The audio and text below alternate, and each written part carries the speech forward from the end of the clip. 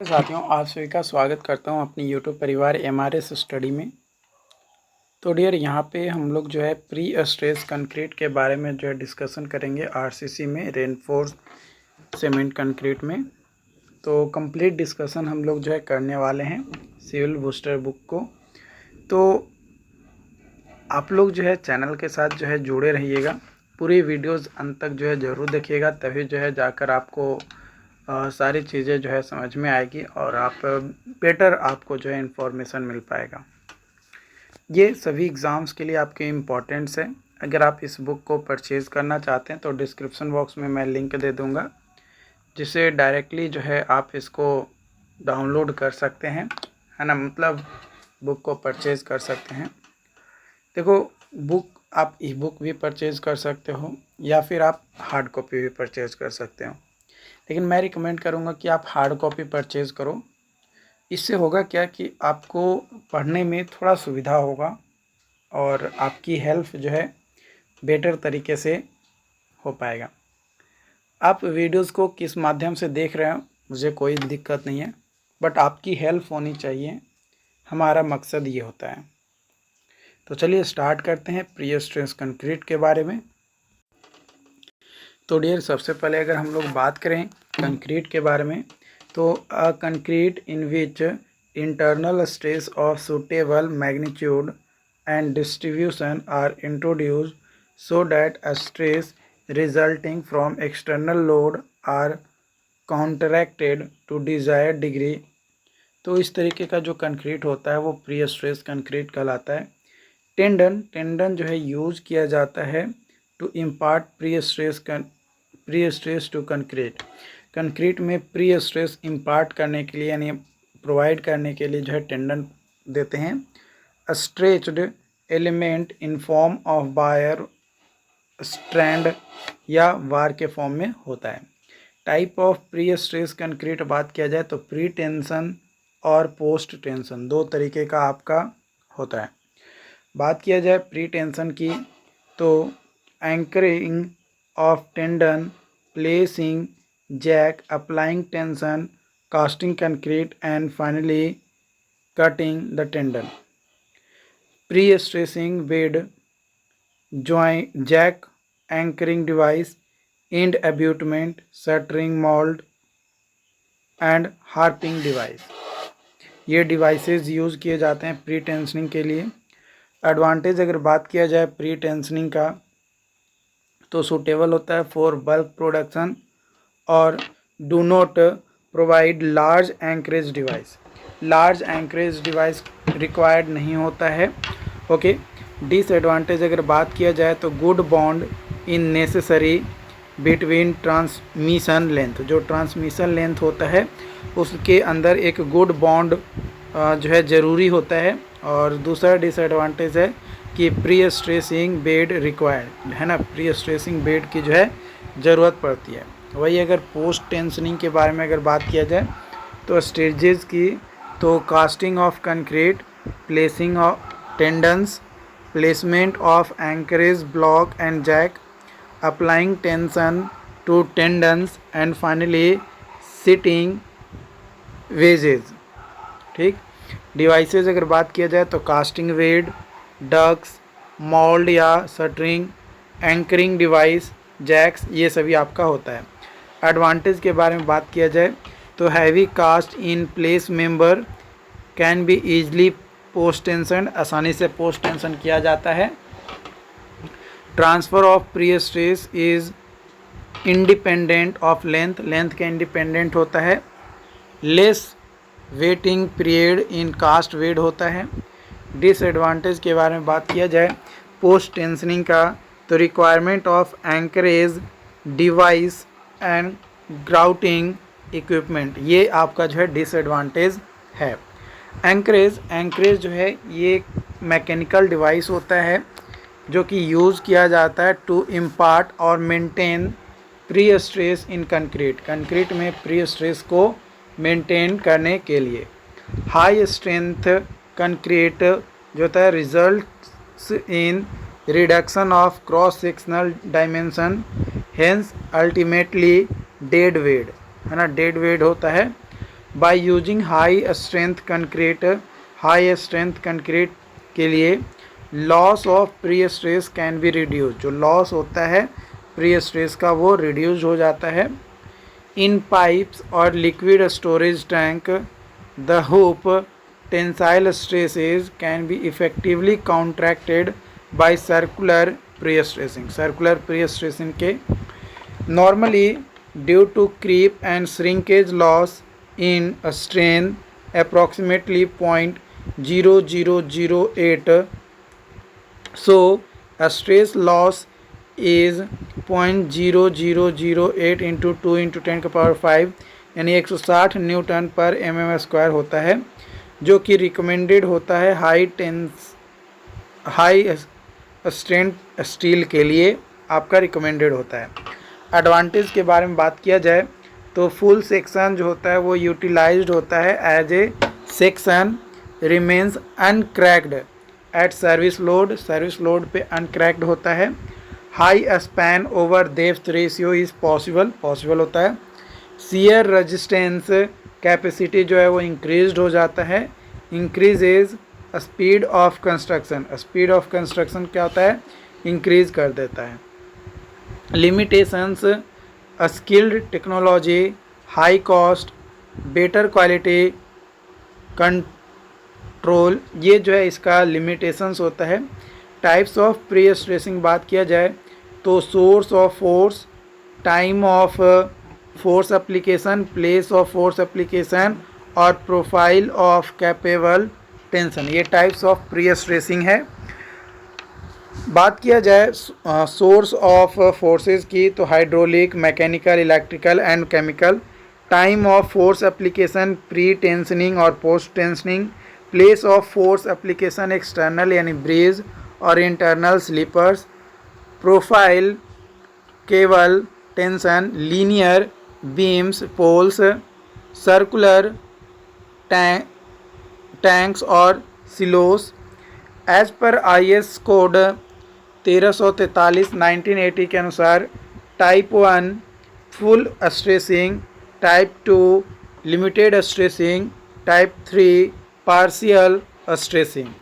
जो full stressing है वो नॉन टेंसाइल स्ट्रेस होता है in concrete under service load, और जो टाइप 2 होता है यानी लिमिटेड स्ट्रेसिंग जो होता है ये टेंसाइल स्ट्रेस होता है under device loads is within permissible limits. और टाइप 3 टेंसाइल स्ट्रेस जो होता है ड्यू टू सर्विस लोड होता है। The crack width remains within allowable limits. Partial pre stressing के बारे में बात किया जाए तो when level of pre stressing, जो लेवल होता है प्री स्ट्रेसिंग का, is such that the tensile stress due to service load, जो टेंसाइल स्ट्रेस होता है due to service loads, crack with is within allowable limit के अंदर होता है, उसको जो है टाइप 2 यानी प्री स्ट्रेसिंग और पार्शियल स्ट्रेसिंग जो है कहा जाता है। In it tension as well as crack are allowed within limit. Tension के साथ साथ क्रैक भी जो है अलाउ किया जाता है लेकिन within limit. Post tensioning system country, types of tendon, range of force, arrangement of tendons in duct और टाइप ऑफ एंकरेज। बात किया जाए फ्रांस में फ्रेसिनेट होता है। टाइप ऑफ टेंडन वायर और स्टैंड्स होते हैं। Range of force medium and large होता है। Arrangement of tendon in duct angular spaced by helical wire core, और टाइप्स ऑफ एंकरेज जो है कंक्रीट वेज होता है। ली मैक कॉल ग्रेट ब्रिटेन में आपका है system. Type of tendon bar threaded at ends. Range of force small, medium and large होता है। Arrangement of tendon in duct single bar, और types of anchorage high strength nut होता है। Gifford method Great Britain, wire small medium evenly spaced by perforated spacers and split conical wedge.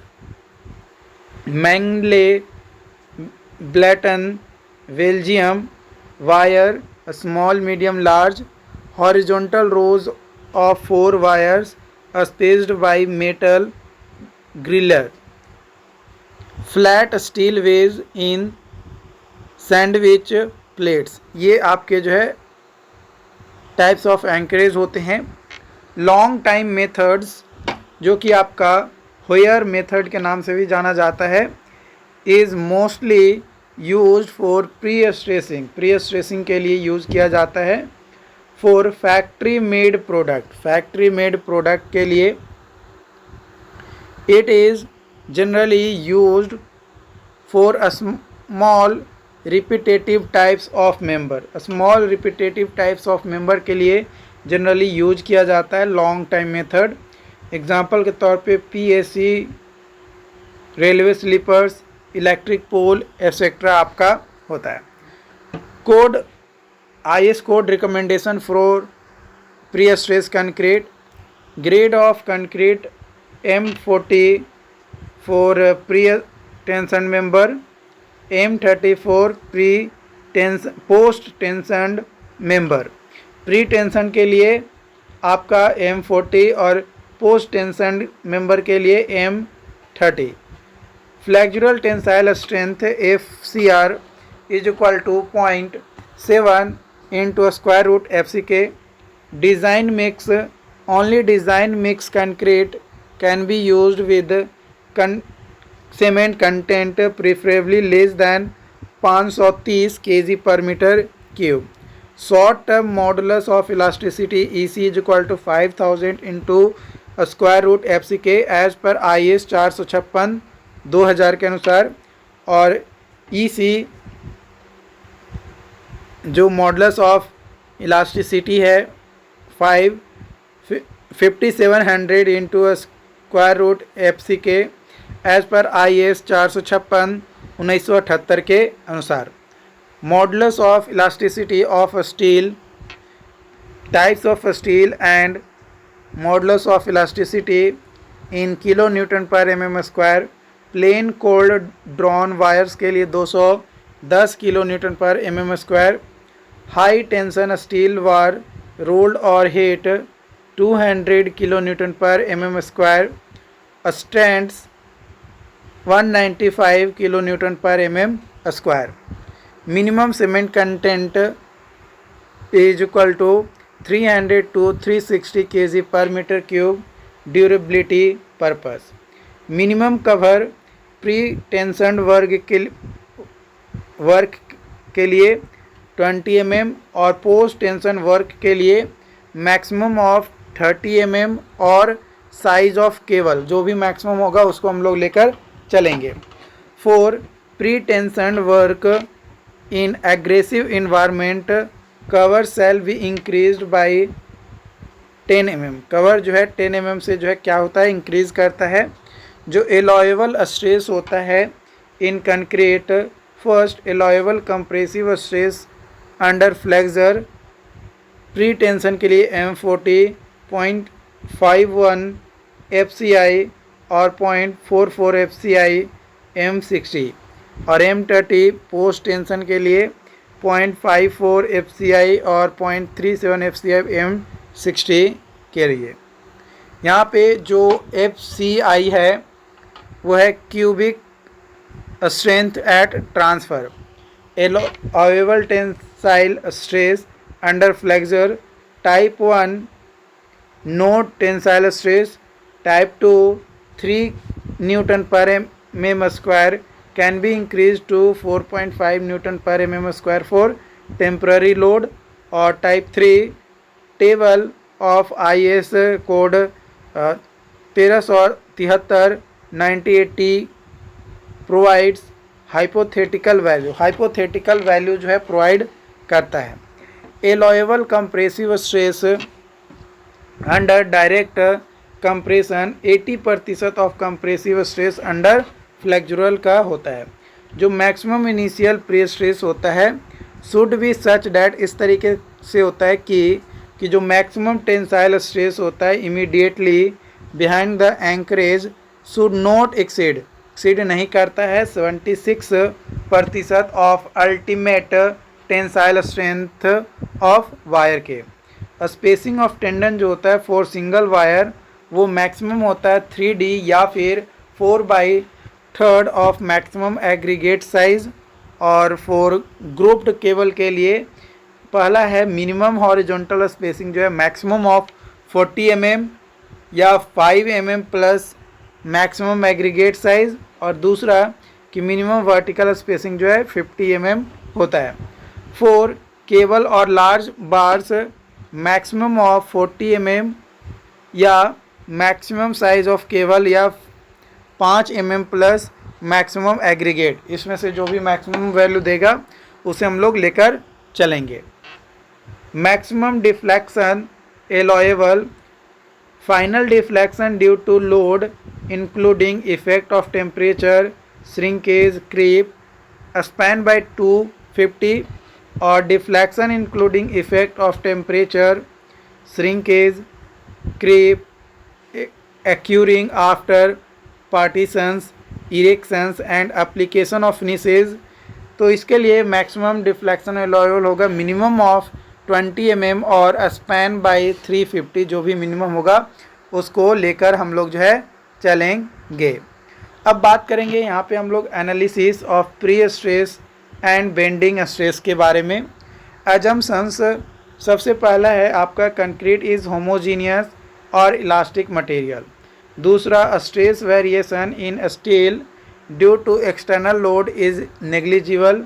तीसरा within working stresses Hooke's law is valid. चौथा plane section before bending remains plane after bending. पाँचवा stress in reinforcement does not change along the length of member। Analysis of member under flexor stress concept eccentric tender आपका होता है। यहाँ पे आप ये जो है देख सकते हो, ये आपका बीम है, यहाँ पे जो आपका लोड लग रहा है तो cross section of beam area जो है B इंटू डी हो जाएगा, B और ये D आपका दिया गया है। Due to pre stressing force के लिए ये डायग्राम हो गया।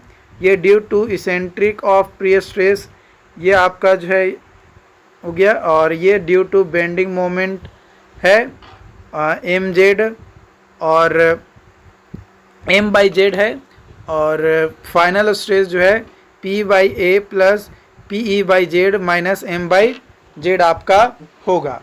ड्यू टू इसेंट्रिसिटी PE/z आपका होगा। कंसेंट्रिक टेंडन अगर बात किया जाए तो आपका cross section of beam A is equal to BD due to stress pre stressing force P/A due to bending moment m/z, तो फाइनल स्ट्रेस आ जाएगा P/A minus m/z। Load factor against cracking के अगेंस्ट जो load factor होगा live load require for cracking divided by live load actual acting, कितना act हो रहा है वो। Live load moment required for cracking divided by actual live load moment. Load factor against cracking with respect to load total load causing cracking divided by total load actual acting, या फिर total bending moment required to cause cracking divided by total bending moment actual acting जो हो रहा है वो। load balancing concept vent tendon except an upward pressure, एक upward pressure act होता है on the concrete beam पे and so contract a part और whole of external downward loading. यहाँ पे आप देख सकते हो ये बीम है, यहाँ पे लोड लग रहा है WL/2 पे, तो यहाँ पे आपका जो टेंडन है वो इस तरीके का एंगल बनाएगा जो कि एंगल थीटा बन जाएगा, जो कि इक्वल हो जाएगा आपका ये P cos थीटा के, P cos थीटा L/2, तो P 2P sin थीटा आपका आ जाएगा इस डायरेक्शन में। यहाँ पे आपका बी फिगर दिया गया है। इस तरीके से भी अगर यूनिफॉर्मली डिस्ट्रीब्यूटेड लोड लगाएंगे तो इस तरीके का आपका बेंड हो जाएगा, इसेंट्रिसिटी आपका चेंज हो जाएगा। तो पी ई कॉस थीटा और पी कॉस थीटा ये दो कंपोनेंट आएगा आपका, और ये जो है आपका 8 P cos theta into E by L square. और अगर हम लोग यूनिफॉर्मली डिस्ट्रीब्यूटेड लोड लगा रहे हैं और इसेंट्रिसिटी यहाँ पे न्यूट्रल एक्सिस के लॉन्ग ही रहता है, तो 8 P cos theta into E by L square, और यहाँ पे पी कॉस थीटा आपका आएगा, और ये यूनिफॉर्मली डिस्ट्रीब्यूटेड लोड है। पॉइंट लोड अगर लग रहा है और टेंशन जो है ये इस तरीके का टेंडेंट वार हो जाता है, तो पी ई कॉस थीटा का मोमेंट आएगा, और यहाँ पे कंप्रेशन आपका पी कॉस थीटा हो जाएगा, एल बाई 2 पे 2 पी साइन थीटा आपका आ जाएगा। उसी तरीके से ई पॉइंट का भी फिगर आपका दिया गया है। ये ए बाई 2 पे लोड लग रहा है और यहाँ पे ए पे लग रहा है ना, ए पे आपका एंड से ए पे जो ए डिस्टेंस पे लोड लग रहा है, तो इस तरीके से आपका जो है चेंज होगा टेंडन। तो यहाँ पे ये इक्विवेलेंट आ जाएगा आपका, तो P sine theta approximately P tan theta के इक्वल होगा, जो कि पी ई बाई ए के बराबर आपका आएगा। यहाँ पे पी कॉस थीटा कंप्रेशन आपका लगेगा, और इधर से जो है पी साइन थीटा आपका लगेगा। Equation of parabolic profile is y is equal to 4EX into L minus x by L square. Type of load, point load के लिए बेंडिंग मोमेंट डायग्राम जो है ट्रायंगुलर होता है, और केवल प्रोफाइल जो है ट्रायंगुलर होता है।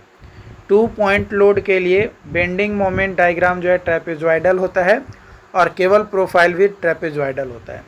यूडीएल के केस में बेंडिंग मोमेंट डायग्राम जो है पैराबोलिक होता है, और केवल प्रोफाइल भी जो है पैराबोलिक होता है।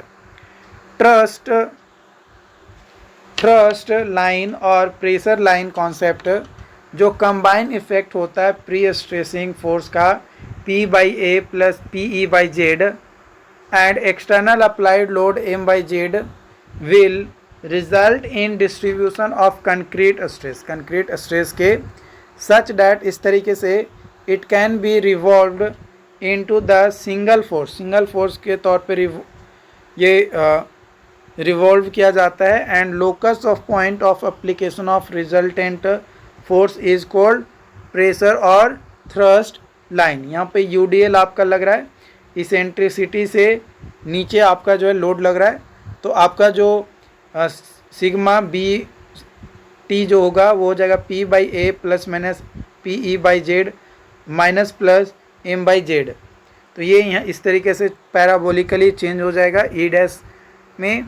तो sigma b slash t is equal to P by A plus minus P e dash by Z आपका होगा। यहाँ पे ये अपवर्ड हो जाएगा, यहाँ पे ये डाउनवर्ड आपका ये हो जाएगा। Sigma b slash t is equal to P by A plus minus P e by Z minus plus P Z by M by P, जो कि यहाँ पे कन्वर्ट आप कर सकते हो। B sigma b slash t is equal to P by A minus plus P by Z into e minus e plus M by P. Losses and deflection in pre stress concrete. क्या loss और deflection आपको देखने को मिलता है? तो various reductions of pre stressing force are termed as losses in pre stress. Losses pre tensioning and post tensioning. Pre tensioning में elastic shortening, relaxation of steel, shrinkage of concrete, creep of concrete. और post tensioning में आपका जो है frictional losses और anchorage losses आपका होता है। इसके अलावा elastic shortening, relaxation of steel, shrinkage of concrete and creep of concrete भी देखने को मिलता है पोस्ट टेंशनिंग में। There may be losses due to sudden change in temperature, specially in steam curing pre tension units के लिए।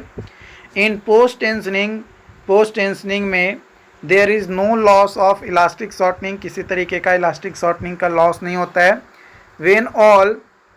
when all bars are when all bars are simultaneously tensioned. simultaneously क्या होता है? टेंशन होता है. Elastic shortening, frictional losses, anchorage slip are short term losses होता है, whereas other losses are time dependent. Other losses क्या होता है? टाइम डिपेंडेंट होता है.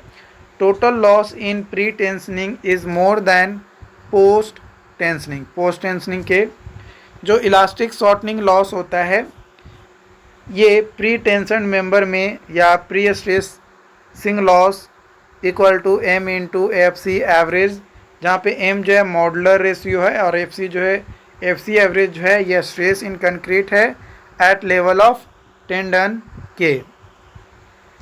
पहला पॉइंट है कि कंप्रेशन लोड अगर लगेगा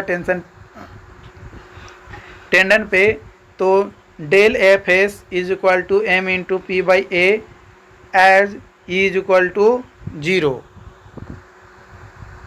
और दूसरा कि यहाँ पे जो है ये वेंड हो जाएगा FC2 और FC1, तो change in FSC is equal to M into FC1 plus 2/3 FC2 minus FC1. और अगर ऊपर यहाँ पे टेंडन नीचे है तो del FS is equal to M into P/A plus PE into E/I minus MD into E/I. इस कंडीशन के लिए अगर फिगर में कंडीशन आपका दिया गया, अगर इस कंडीशन में अगर आपका आता है तो del F S is equal to M into F C one plus F C two by two, F C one is equal to P by A minus P E naught into E naught by I, और F C two is equal to P by A plus P E naught into E one by I minus M D E one by I.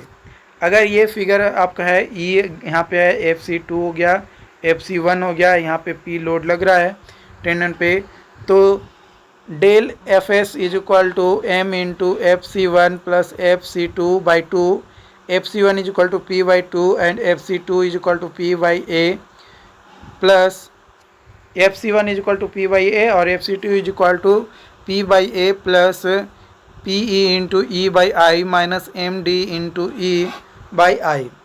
Post tensioned members in case of single tendon के case में there is no loss, किसी तरीके का कोई losses नहीं होगा, because applied stress is recorded after elastic shortening of member. Hence when VARS is successively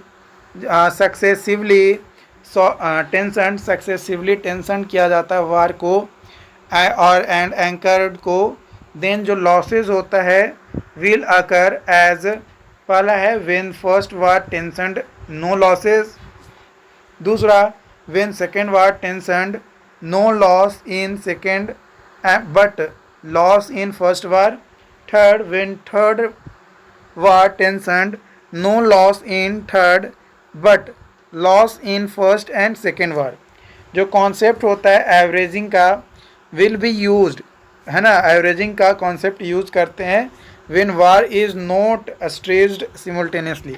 अगर bar को एक साथ टेंशन या स्ट्रेच नहीं किया जाता है तो एवरेज का कॉन्सेप्ट हम लोग जो है क्या करते हैं, अप्लाई करते हैं. Shrinkage of concrete, loss of stress is equal to epsilon e s into e S.